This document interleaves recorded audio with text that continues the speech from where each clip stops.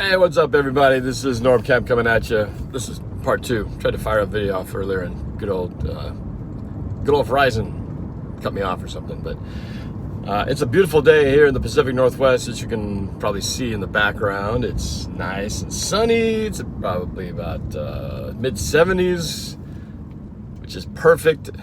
Perfect kind of summertime weather. It's not too hot, but it's still toasty warm. Hope you guys are enjoying your 4th of July, wherever you may be, wherever part of the country you might be watching from. I hope you are enjoying your celebration. Yes, Zoo of Zoe and Blizzard Peak, Luke, Joey, Santiago, Seahawks. What's up?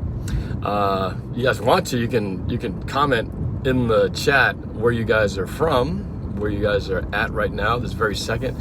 I know this is. It's a little bit of a weird, probably one of the strangest 4th of Julys I've ever witnessed in my lifetime, and I've seen quite a few, a lot more than probably most of you guys have. But to have, this is the first time a 4th of July outside of neighbors lighting off their own, illegal fireworks from the Indian reservations. Pretty much to not have big fireworks shows and big the big annual parties in the usual places around the Puget Sound it's just kind of weird.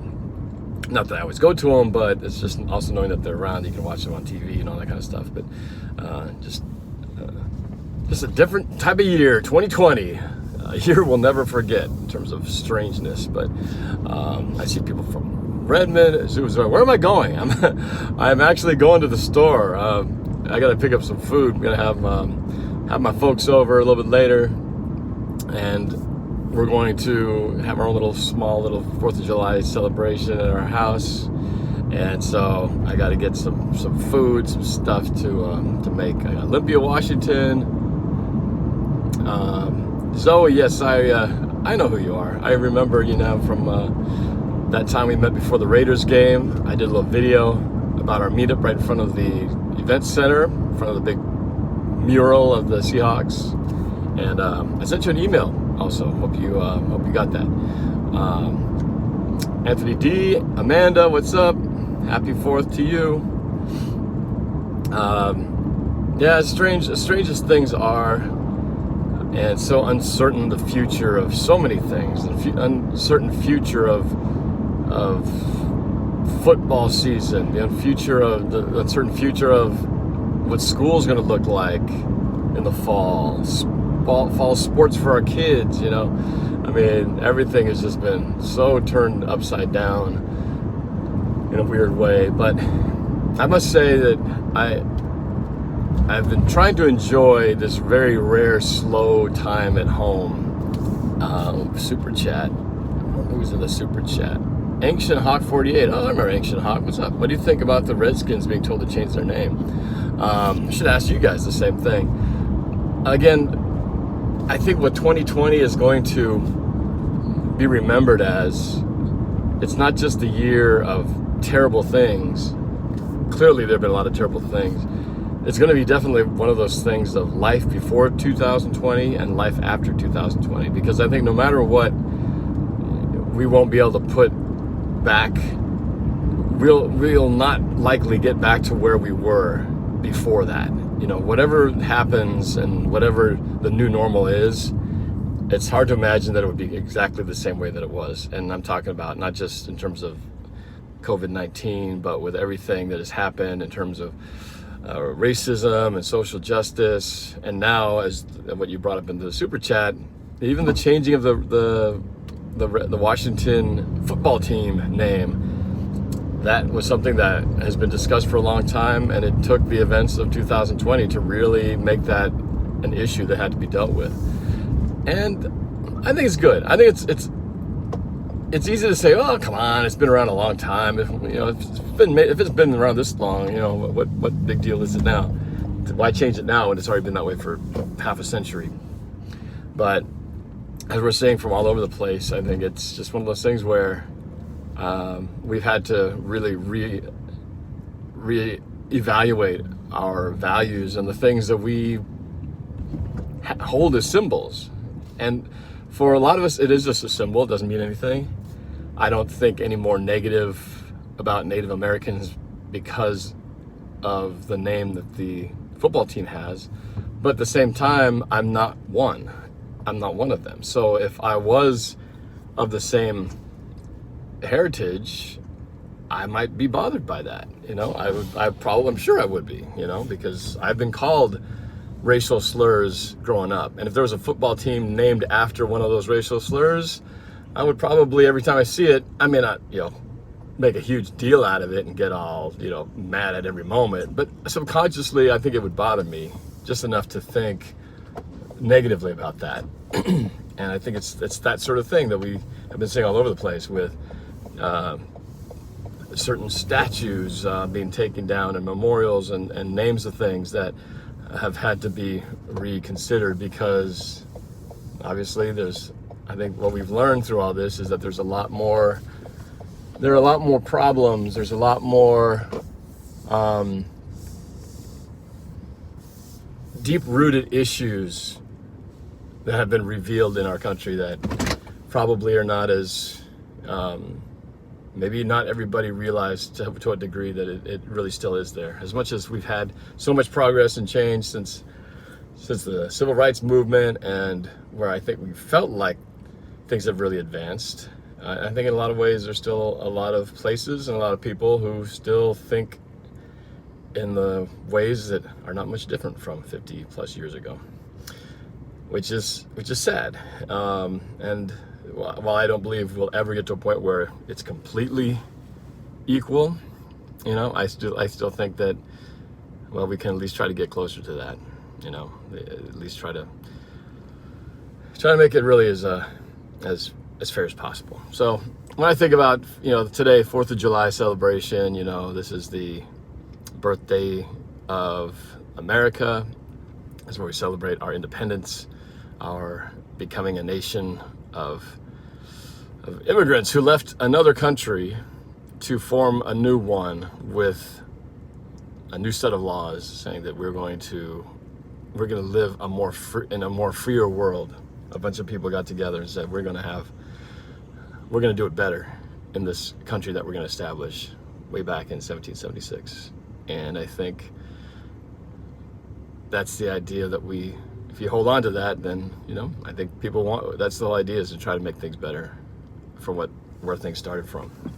It's a big task, but I think this is the year that obviously we've had to really take a long look at some things and decide what really needs to change. And I think it's asking a lot of hard questions, and, you know, really looking at yourself and what's going on in this world, and having to make some reevaluations of things. And change is hard. Change is hard to do when you're used to a certain way. But anyway, not to get all deep, that wasn't even my point of making that. I just wanted to say, hey, happy 4th of July, everybody. And Zach says this is his birthday. Happy birthday, Zach. Well, you get to 5 fireworks every birthday you have. You can put some firecrackers on your cake instead of candles. Happy birthday! That would be kind of, don't do it. Don't try that, but that'd be funny to see, actually. It would be a really mean prank. Anyway, I got to get into the store, our local friendly neighborhood Safeway, to see to get my stuff for tonight. What's the meal tonight? I was gonna do a bunch of barbecue stuff, but our kids, they really want to have spaghetti.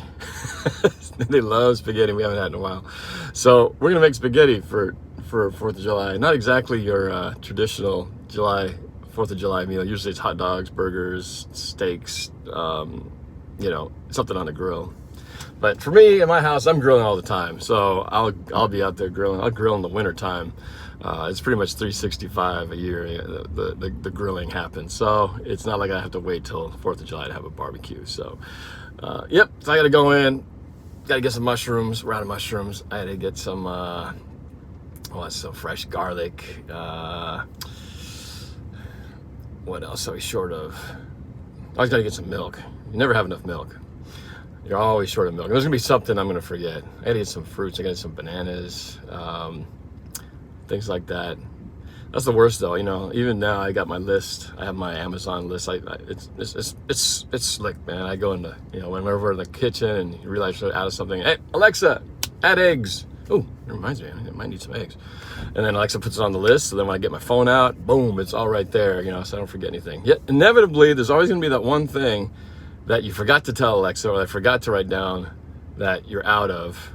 And then you get to the store, you're looking around, you start to get all sort of numb from looking at all these products in the store, and then you're thinking, okay, the one thing I haven't seen, I got that, got this, got that, that's all covered. Pick up a couple things you weren't supposed to, like some Oreo cookies or something. Oh, 2 for $5, I gotta get me some. Sneak into the car for my secret stash my kids don't know about. And then other things that, you know, that you don't plan on getting. Impulse purchases, you know, some chips, all the unhealthy stuff. Those are always impulse buys. There's always gonna be that one thing that you needed to write down, you didn't write it down, and then you get home. Did you pick up the whatever? Got it. And you forgot about it. It's like that one thing you really need to have. But we'll find out soon enough what that might be. It's just glad at least some things are normalized from what they were back in April. Remember when you couldn't find toilet paper?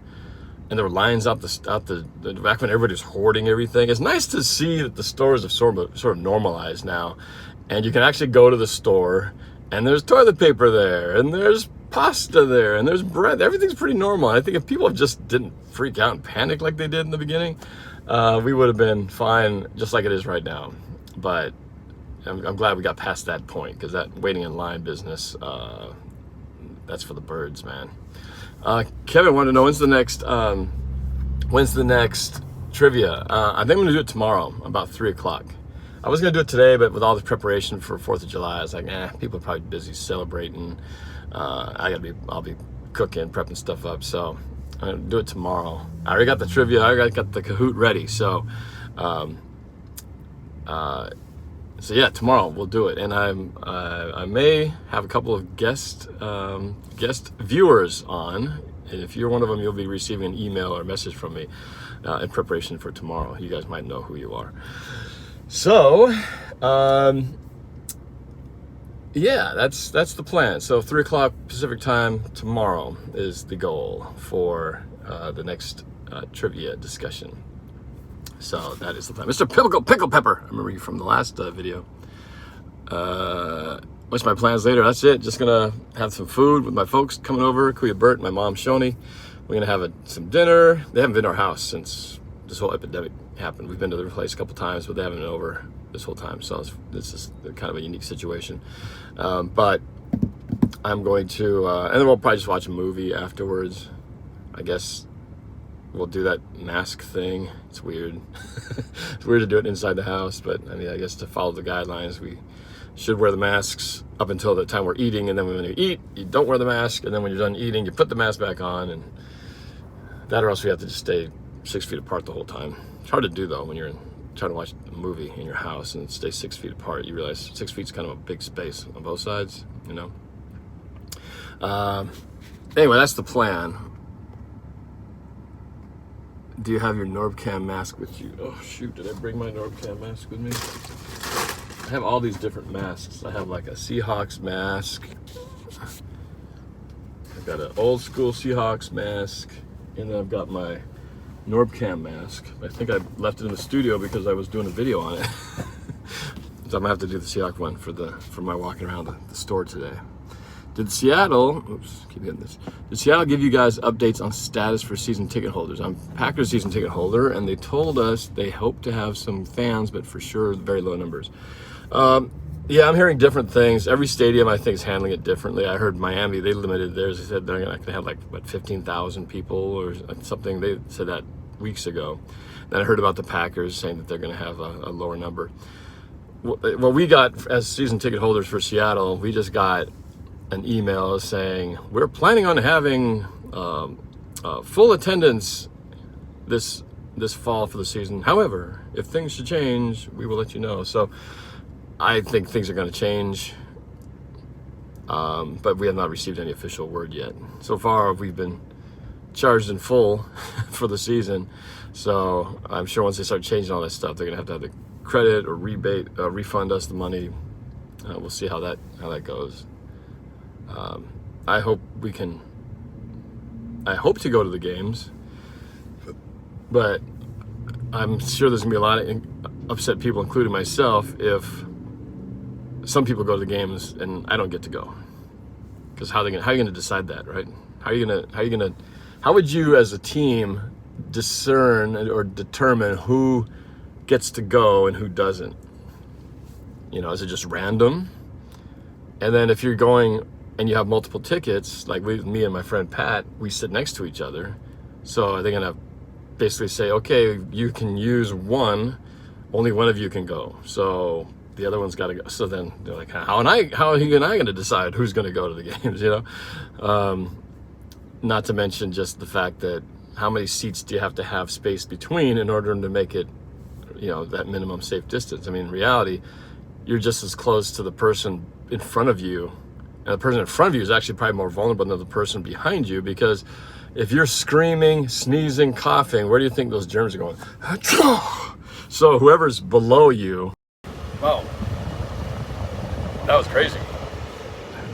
You know what happened? I was sitting here in the parking lot and my phone was on the dash, and it basically, the temperature overheat alert went off. My phone got too hot. It stopped streaming because it got too hot. It was too hot in here. I didn't even know it was that hot. It was getting pretty warm. That's probably a sign for me to get going and hit inside the store. But anyway, I'm going to finish my point. The point was how are they going to decide who gets to go and not go to the games will be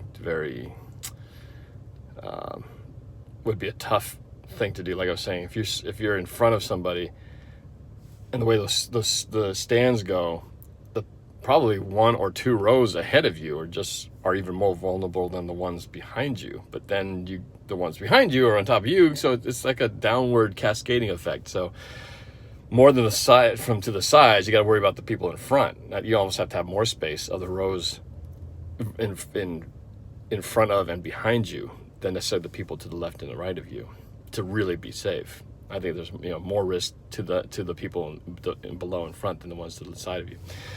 Anyway, it'll be interesting. I mean, in some ways it's fascinating. It's fascinating to see how they're going to come up with, just like with the whole school thing. It's frustrating because I feel like right so far, this is our school district anyway, has not done a great job of adjusting to all this. But I would not want to be the one in charge of trying to come up with solutions, because there's no easy one. It's like, how do you maintain safety and yet still maintain some level of quality or consistency, whether it be a sports league and fans where you have so many people. Anytime you have any type of activity or event that requires people getting together in groups, it's hard to manage. And the only extreme is to shut it down and just say we're not doing it, which is, again, the worst case scenario for business and for kids' educations and all that stuff. Not to mention our own entertainment when it comes to sports. So we'll see. But if nothing else, it's frustrating, but it's fascinating. We're watching history in a way where this is going to go down. And I mean, we're all witnessing one of the most unique, bizarre, and once in a generational type of years we'll ever see. So, just if nothing else, take a look around and enjoy the ride, because what we're seeing is unprecedented. And how we get out of this will be interesting to see. Again, life before all this, life before 2020, and life after. And we'll see how different life after looks like. Right now, we're right smack in the middle of it all, trying to figure out where we go from here. But where I go from here is I go inside the Safeway, get my food. And to all of you, I hope you guys have a wonderful 4th of July celebration, whatever you're doing, whether you're at home, whether you're out somewhere, traveling, enjoying the sun, whatever it is. I hope you guys have a safe one and get back home to your families safely. And I will try to do the same. But happy just to be able to spend time with the family, that we're all healthy and all's good in that regard. So got to be grateful for that. All right, you guys, I will talk to y'all later. Thanks for watching for a few minutes. And again, 3 o'clock tomorrow, Pacific Standard Time, 6 p.m. Eastern Time, we'll do another round of NorbCam trivia and talk a little Seahawks or something tomorrow. All right. In the meantime, enjoy your 4th. Stay safe. Go Hawks.